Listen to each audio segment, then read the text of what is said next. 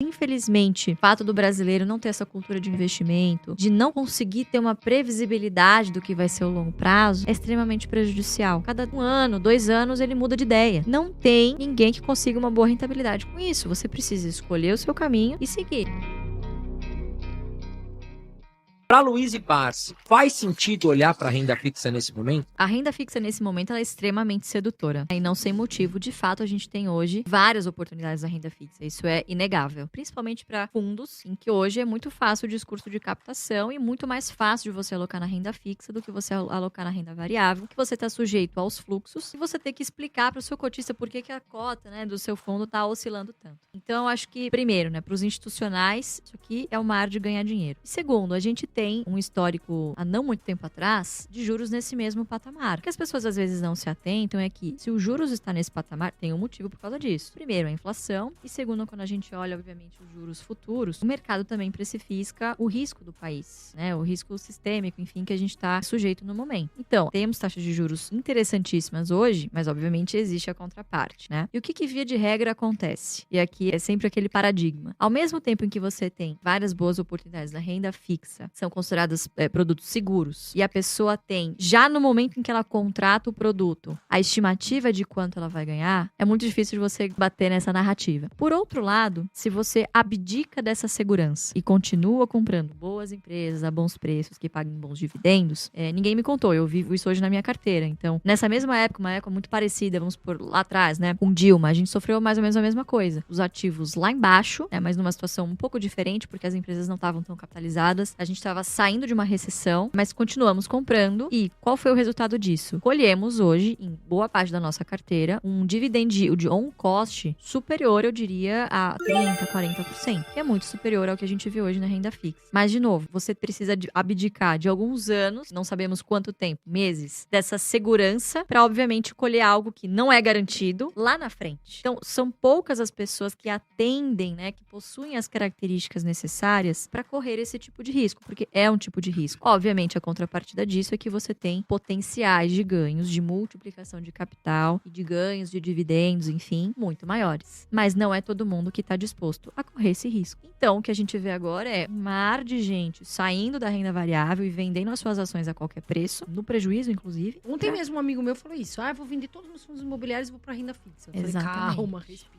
Exatamente. Mas por quê? As pessoas estão sempre em busca do que é melhor agora. Tira tudo de onde tá e vai pra renda fixa. Aí a renda fixa cai. Tira tudo da renda fixa, aí vai tudo pra bolsa. Quando na verdade você devia pensar em portfólio. E eu divido o meu em 3 caixinhas, sempre falo isso. Curto, médio e longo prazo. O curto, reserva de emergência, reserva de oportunidade. Precisa, via de regra, ficar numa renda fixa com liquidez diária, né? Ou imediata, enfim, uma liquidez rápida, para que você possa dispor dos recursos rapidamente. A de médio prazo, em que você pode se dar o luxo de, também na renda fixa, pegar alguns produtos com uma carência maior. Então, às vezes você pega, né, algum título com vencimento um pouquinho mais longo para levar até o vencimento mesmo. E é para outros objetivos que você tenha de vida. Então, sei lá, quero casar daqui 2 anos. Poxa, você pode programar aportes de maneira que você pré-fixa a taxa agora, por exemplo, né? Acaba chamando a atenção essas taxas que a gente tem agora de 14%, quase 15%, enfim, no pré-fixado. Você pode pré-fixar isso e, poxa, daqui 2 anos você vai colher com uma boa rentabilidade, os recursos que você sabe quanto você vai sacar lá no fim, porque você vai precisar desse recurso. Então, essa é a caixinha do médio prazo. Vou casar, vou comprar um carro, vou fazer um intercâmbio, coisas desse tipo. E tem a terceira caixinha, que é a do longo prazo. Essa caixinha, de novo, você precisa pensar com uma cabeça de, eu tô assim, nivelando por baixo, no mínimo 5 anos. De novo, não é todo mundo que está disposto a deixar um recurso lá parado, vamos dizer assim, porque você corre o risco também de ver uma bolsa de lado e isso testa a sua fé, por muitas vezes. Você vai olhar pro lado, o seu amigo ganhando rios de dinheiro na renda fixa ou em algum outro investimento e você lá amargando uma bolsa de lado, aí vem a frustração, vem o pessimismo, a ansiedade, as pessoas começam a vender. E aí a famosa frase do Warren Buffett, né, quando as ações retornam de fato aos seus verdadeiros donos, que é quem tem essa cabeça do longo prazo e sabe que momentos como esse que a gente tá vivendo são de oportunidade. O que você acha sobre Banco do Brasil? Tá barato, não tá? Porque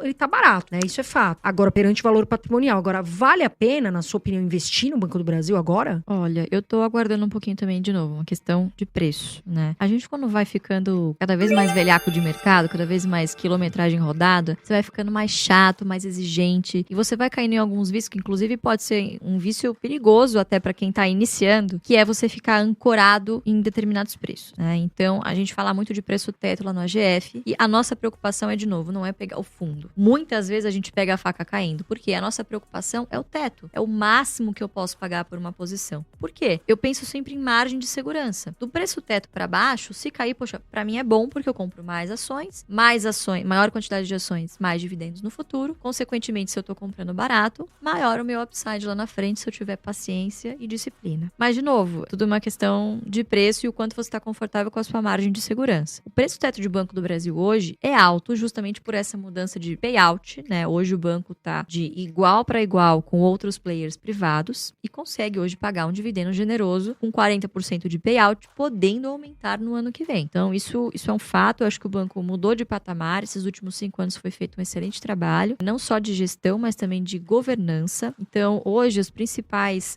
cabeças-chave, as pessoas-chaves, né, que sentam lá nas vice-presidências, diretorias, são pessoas de carreira no banco. Então, entendem muito bem os mecanismos, são vários comitês, são várias instâncias de governança até que se chegue no conselho de administração, que aí sim é onde terão algumas peças provavelmente indicar o presidente do conselho de administração e o CEO, que muito provavelmente serão indicados aí, será provavelmente algum indicado político aí, mas eu não acho que isso afete 100% não a governança da companhia, que está muito mais fortalecida. Eu tenho um preço, na minha cabeça é o meu preço teto, né, que eu coloquei a minha margem de segurança em cima do que está calculado lá no AGF+, que é de 32,50. Se voltar para baixo desse preço, é um preço que eu, de novo, pessoal, não é recomendação, a gente fala sempre do que eu estou fazendo na minha carteira. Cabe aí a avaliação individual de cada um, mas olhando múltiplos e olhando hoje os indicadores do banco, né, um banco está super saudável, está descontado sim, mas eu gostaria de pegar ali nos 32,50. Mas quem estiver comprando agora, eu não acho que está fazendo um mau negócio, não. Acho que tem bastante margem de segurança ainda em relação ao que o banco pode e tem potencial de pagar nos próximos anos. Quando você é sócio de empresas, você precisa entender que nem tudo sempre vai ser um mar de rosas. Por outro lado, você precisa entender que são nesses momentos em que o mercado penaliza essas boas empresas, pode ter boa justificativa ou não, é que você,